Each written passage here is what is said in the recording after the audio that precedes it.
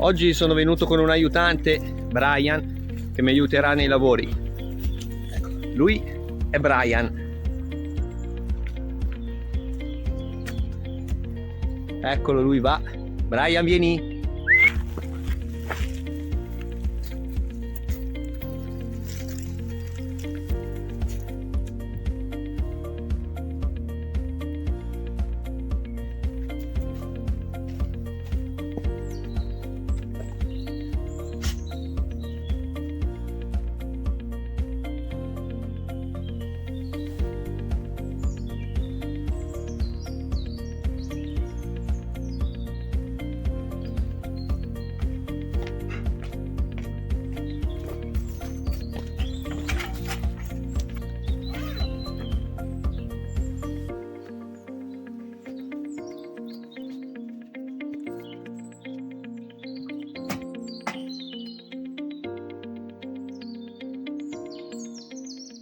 Buongiorno a tutti e benvenuti sul canale.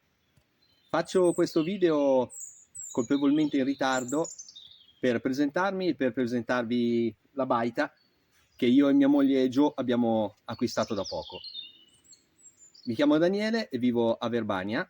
Abbiamo acquistato, come dicevo, assieme a mia moglie questa baita, precisamente la metà più esterna, quella che vedete verso il bosco, perché fa parte in realtà di un corpo di fabbrica un po' più grande, e l'abbiamo acquistata circa 3 settimane fa, dopo lunghe ricerche, dopo aver girato in lungo e in largo per tutte le colline del VCO. Il nostro progetto, diciamo, non è ben chiaro perché sta prendendo forma man mano che conosciamo la baita e il contesto. Non sarà sicuramente un progetto off-grid. La baita è stata acquistata per avere un angolo di tranquillità in cui rifugiarci dalla vita quotidiana. Come vedrete o come avete già visto nei video precedenti, la baita non è messa benissimo, nel senso che c'è da rifare il solaio in primis, e poi capire come gestire i locali, quale sarà il piano nobile, chiamiamolo così, dove abitare, e quale sarà probabilmente un locale magazzino. È tutto un po' in divenire, ma piano piano le idee stanno prendendo forma, per cui vi chiedo di stare con noi e di guardare i prossimi video perché ci saranno novità interessanti. Per adesso vi saluto, io e il mio aiutante Brian, che avete visto prima, ci mettiamo al lavoro. A più tardi.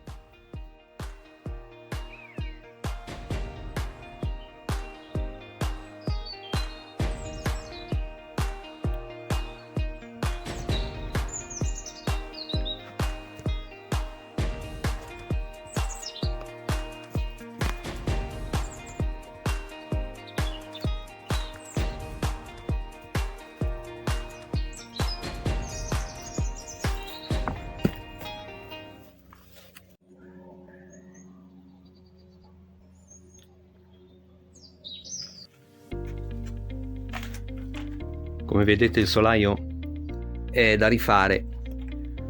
Dobbiamo ancora decidere se mantenere i travetti originari, probabilmente questo è da cambiare perché marcio, gli altri due secondo me sono in buono stato, capire se vogliamo rifarli con i travetti vecchi di castagno, di abete, di larice, oppure farli con questi travetti che il vecchio proprietario aveva già portato, nuovi, da sostituire.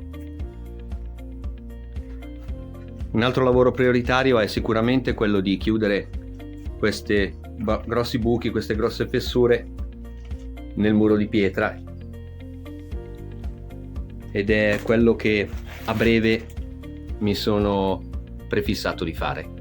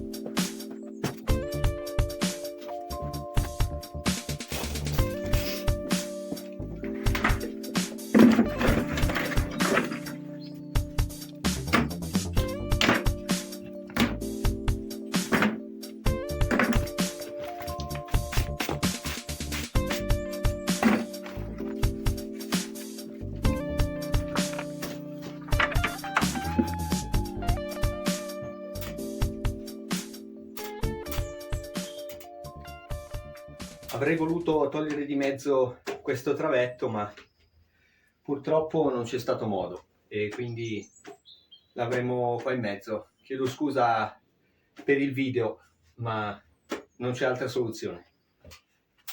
Adesso inizia il bello. È vero che sono il figlio di un muratore, ma diciamo che le abilità non sono genetiche, per quanto me la cavicchi un po', non è il mio mestiere. Però ce la mettiamo tutta.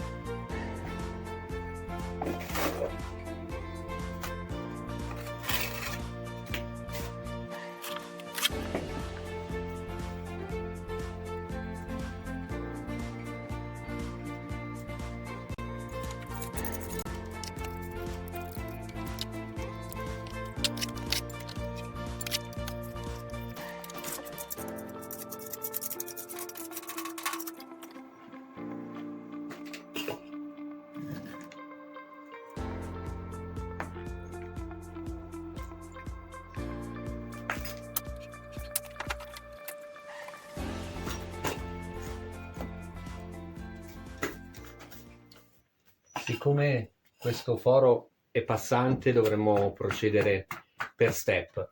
Quindi prima chiudere la parte interna con i sassi e la malta e far sì che il muro si consolidi, dopodiché andare dall'altra parte e fare l'altra metà nello stesso modo. Il foro che vi ho fatto vedere prima è esattamente qua dietro e come potete vedere è dovuto al fatto che anticamente qua c'era una porta con un portale di pietra che era collegato alla casa. Questo è crollato e crollando ha strappato il muro e qui ha generato questo buco che si vede fino all'interno del locale. E quindi bisognerà procedere con attenzione per evitare ulteriori crolli.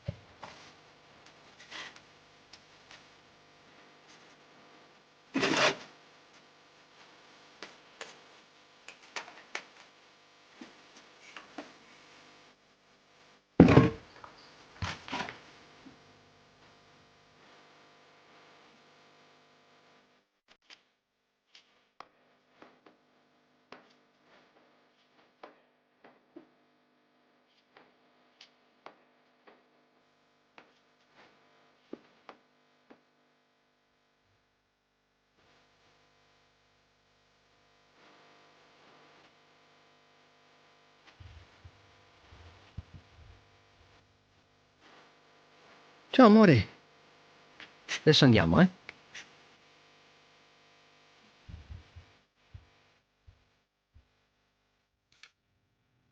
Brian è un po' agitato perché abbiamo appena visto mamma cinghiale con i suoi piccoli.